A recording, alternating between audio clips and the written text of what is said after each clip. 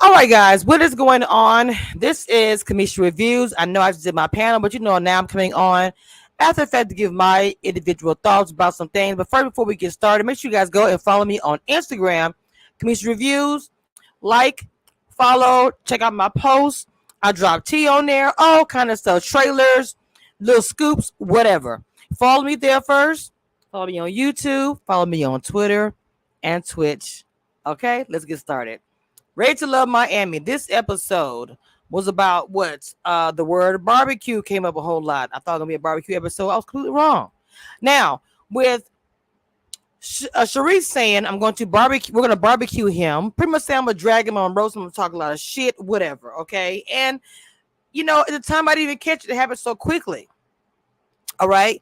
So when she said it, he caught it and he went off. Now, as a woman, when you do say things, you have to understand that you are going to have a reaction from somebody, whether it be a man or a woman. So you say, I'm going to roast him and drag him or talk a lot of crap. He's going to respond to that. That is expected. Now, what is not expected was him getting all up in her face, getting loud, telling her to go, and all this, that, and the third. All right? I do not agree with a man getting in a woman's face. But I will say that my dad always taught me, you put yourself out there, you start some crap, and he responds, it is what it is. Not saying my dad agreed with that because he did not, but he would tell me, don't shut yourself up.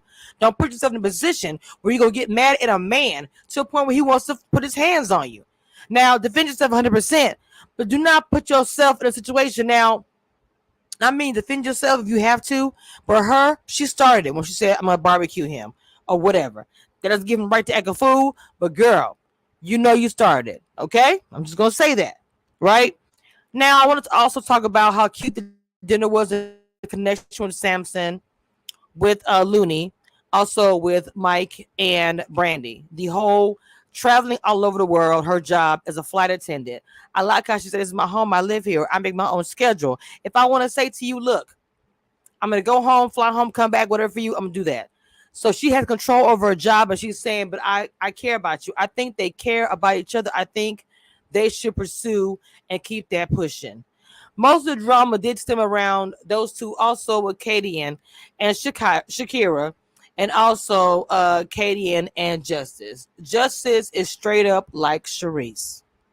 We say that Sharice being straight up like that and letting people know how she feels is a good thing. She's straight up about it. Well, I feel like Zoe is the same way. Zoe felt a type of way and he told it. Okay, his reactions were bad, yes, but he had a reaction to say something. Let's bring up something really quick.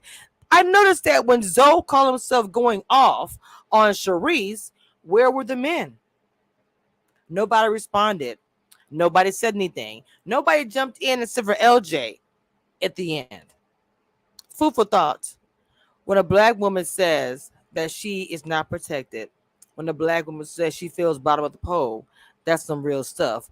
People don't want to believe it or hear it, but it is what it is. That's how we're treated. So was it a surprise that nobody stepped up and they stand up for themselves? See, we have to always be strong and aggressive because we got to look out for ourselves because nobody else is going to do it. That's also very, very unfortunate. Okay. So I feel like some of the controversial things that were pulled up and brought up in this episode, especially with the Shakira thing, I'm going to say this. Me and the panel went back and forth about it. In my opinion, her saying her name in front of everybody, including a potential date, whether he liked her or not, saying Shakira was going to take it differently. Don't speak for me. Don't say how I feel. Don't say how I'm going to take anything. I do understand and get the point of the lady saying the lounge is not a safe place. Why would anybody think that having a mic on and speaking with the host of a show and girls on women on the cast that you're filming a show with, that it was going to be kept in private and that nobody was going to talk about it? So I get that side, but at the same time, he says this every season. What we say stays here, even if the other girls spoke about it amongst themselves, but not in front of anyone else, because those who were present for that conversation should be the only ones allowed to speak about it. And we do not know what was said as far as the trauma that her son saw that had her feel the way she feels, being so careful about dating. Some of us, well, some of the panel stated that she should go home, that this is way too much for her. I don't know how I feel about that because she's here, she's in it. I think she should explore the possibilities and see what happens. Maybe she should just keep her feelings to herself and only express it to those she wants to know, her business, whatever. She may not have said Katie may not have said the details of the date.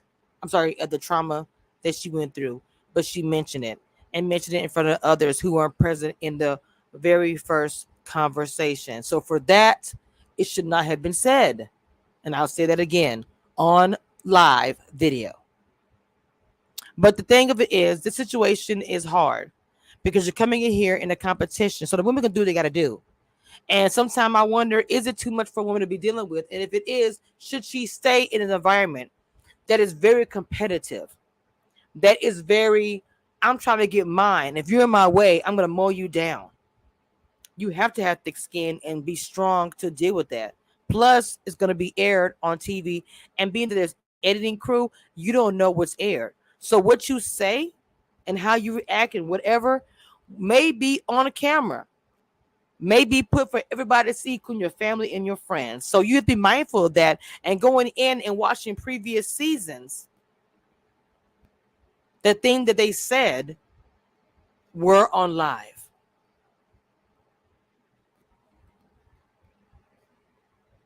So those are my thoughts on those controversial topics. I want to just pick out a few things that was very much heightened in this episode, and those were the topics I want to speak about. So every week after the panel, I'm going to come on and talk to you guys and give you my opinion solely